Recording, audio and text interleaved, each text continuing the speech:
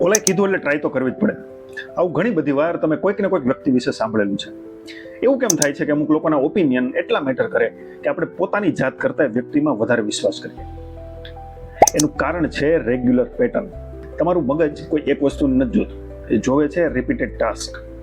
જે વ્યક્તિ કોઈ પણ સંજોગોમાં ઓથેન્ટિક છે, કે જે પોતે બોલતો હોય, એ કરતો હોય, પોતાના પ્રોમિસ નિભાવતો હોય, અને ક્યારેક કોઈ સંજોગોમાં પ્રોમિસ ન નિભાવી શકે તો ખરા દિલથી માફી માંગતો હોય, અને આ બધું તમે બહુ લાંબા સમય સુધી જુઓ ને ત્યારે તમને વ્યક્તિ ઉપર ભરોસો આવે છે.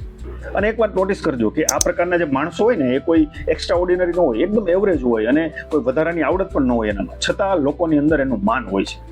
અને તમારે પણ જો આવી પર્સનાલિટી ડેવલપ કરવી હોય તમારી અંદર, તો આ બધું એક દિવસમાં નહીં બને, અને લોકોને ઇમ્પ્રેસ કરવાથી પણ નહીં બને.